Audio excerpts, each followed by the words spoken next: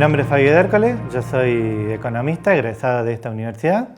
Soy magíster en economía y actualmente estoy haciendo el doctorado en economía y computación en la Universidad de Huelva y la Universidad Internacional de Andalucía, mediante un convenio juntamente con la Universidad Nacional de Río Cuarto.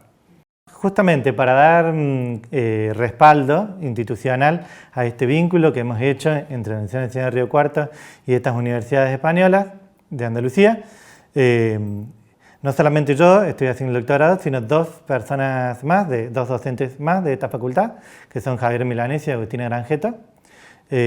Bueno, hay otra becaria también que es asesora de nuestro proyecto, no es integrante plena, pero es asesora, para darle entonces, como les decía, ese vínculo institucional y ese espacio de trabajo aquí, decidimos postularnos con un proyecto de investigación que se llama Métodos Computacionales para Economía, Finanzas y Empresas, que es el área en la que estamos haciendo la investigación doctoral. Así que bueno, básicamente lo integramos el grupo de docentes que estamos en este programa de intercambio y otros docentes de la facultad, que son ayudantes de cátedra, compartimos equipo y todo está amparado dentro de lo que sería el programa de investigación de econometría aplicada, producción de datos de econometría aplicada, que dirige Ana Bianco, que es la profesora titular de econometría y de quien yo soy profesor adjunto. Con Ana venimos trabajando desde mi ingreso en el año 2008, justamente en ese programa, producción de datos de econometría aplicada, pero sí es cierto que este es el primer año que yo dirijo un proyecto y hemos decidido volcarnos por los métodos computacionales. Dentro de lo que es la economía cuantitativa, la herramienta computacional, o sea, preocuparnos por los algoritmos que están detrás de la metodología de investigación. Antiguamente se investigaba la metodología tradicional de la economía, ya sea teórica como aplicada, es esencialmente matemática. La matemática nos ha dado muchísimo conocimiento, nos ha permitido llegar realmente a límites insospechados para lo que son las ciencias sociales, pero tiene sus limitaciones.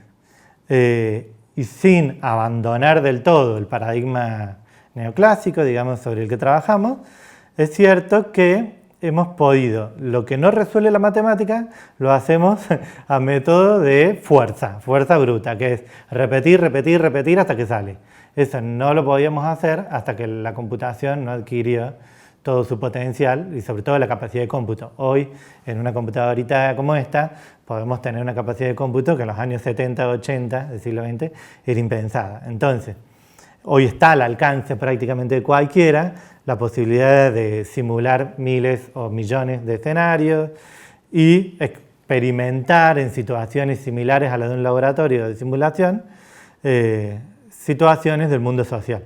Entonces nuestro proyecto va por ese lado, o sea, diseñar esos algoritmos que en cada tipo de investigación, ya sea social, económica, de administración de negocios o de instituciones o contable, o incluso estadística, pero ¿qué tipo de algoritmos son necesarios? Y bueno, nuestro equipo se está especializando un poquito en esa destreza metodológica.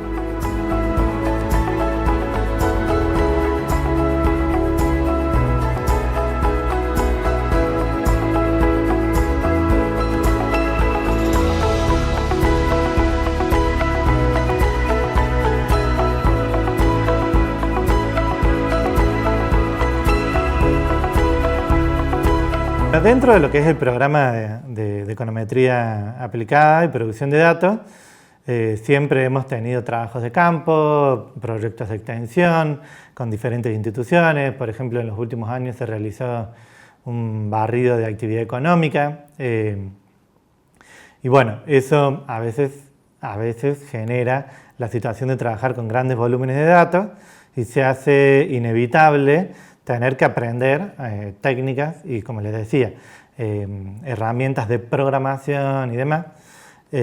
Así que bueno, de alguna manera nos fuimos especializando en eso.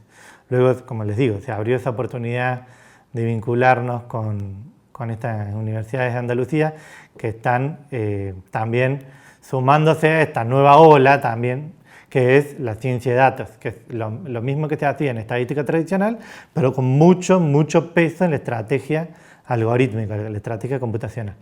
Bueno, es un tema de boga, la pandemia también el hecho de trabajar a distancia provocó un antes y un después en el desarrollo del software, y todos hemos visto cómo desde las aplicaciones de videoconferencia en meses pasamos de eso a tener inteligencias artificiales como ChatGPT o muchísimas otras que son famosísimas, que a veces se usan para cualquier tontería, pero que son muy útiles también para hacer investigación.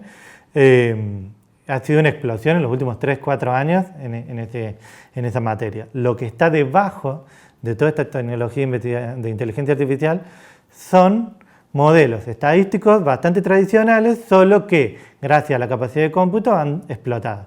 Bueno, nosotros teníamos dentro de esta facultad esa ventaja comparativa para dedicarnos a eso por años en investigación tradicional cuantitativa. Hemos estado trabajando en conjunto también haciendo transferencia a instituciones como son el Consejo Económico y Social de la ciudad de Río Cuarto, y ahí estamos abordando datos de tipo social y económico, pero también son grandes volúmenes de datos y requieren de mucha estrategia computacional para procesar esa información y bueno, no quedarse en el camino. Y ahí tiene que ver más con la habilidad de gestionar datos, o sea, lo que se conoce también como Big Data. Tenemos becarias como las becarias nuevas que se suman al proyecto en los últimos meses, que también quieren utilizar, por ejemplo, redes neuronales para hacer un modelo del comportamiento, del desempeño de estudiantes, de modalidad presencial y modalidad de distancia, y tratar de entender cuál es el agregado de valor que produce una modalidad de distancia en estudiantes y qué características tienen que tener esos estudiantes para poder aprovechar esa modalidad. Y bueno, justamente estas estrategias computacionales, o sea, son estadísticas, pero si no existiera esa computación detrás, no se podrían implementar. Esa es la idea. O sea, son tan matemáticas como cualquier otra, pero sin la computación no serían viables.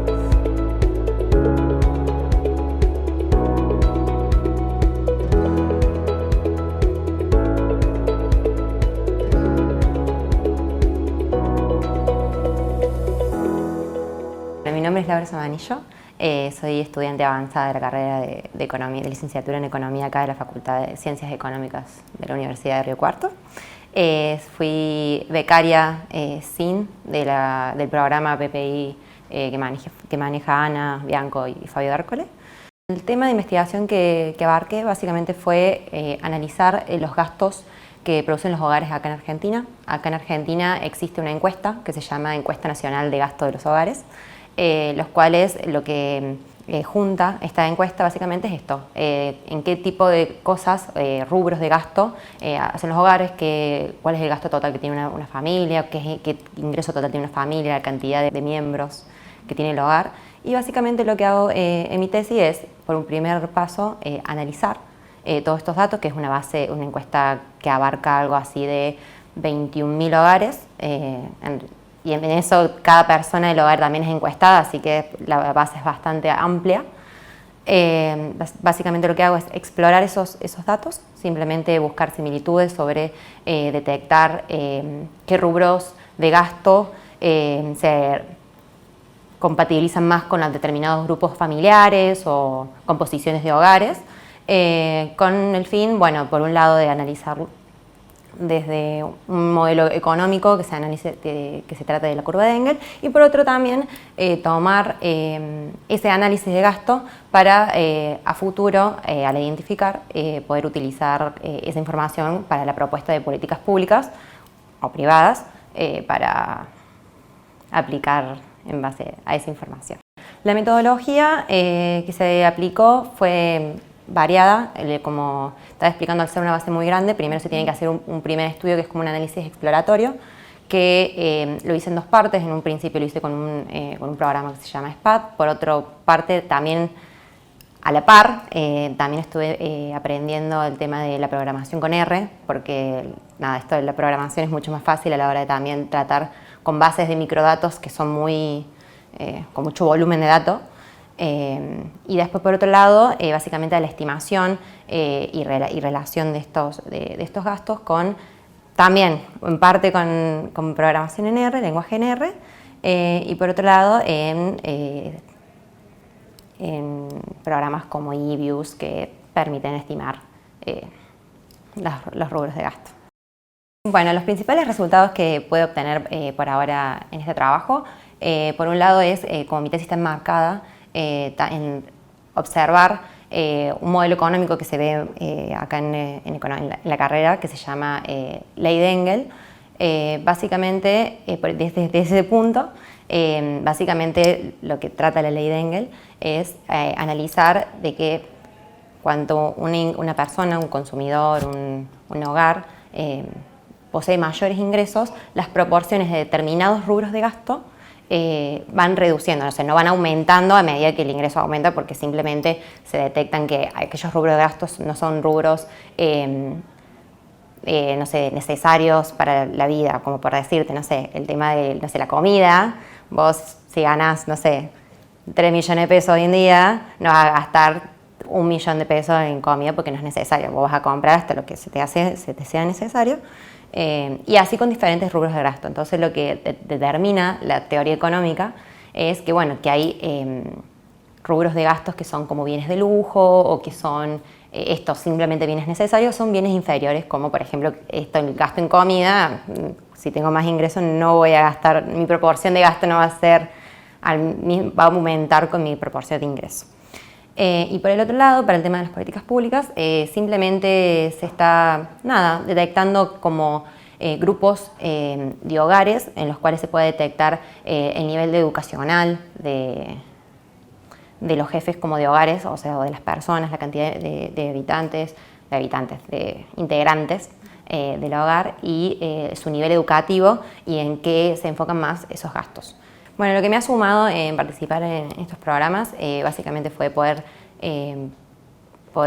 participar en lo que son congresos, ya sea acá de la Facu o de otras facultades o de otras universidades, participación en revistas de mis trabajos de investigación y bueno, también esta buena idea de poder realizar la tesis a la par de esta investigación. Entonces yo básicamente cuando inició esta beca en este programa pude ya en 4º año avanzar de a poquito lo que sería también una tesis final, entonces llegar ya al último año de carrera así.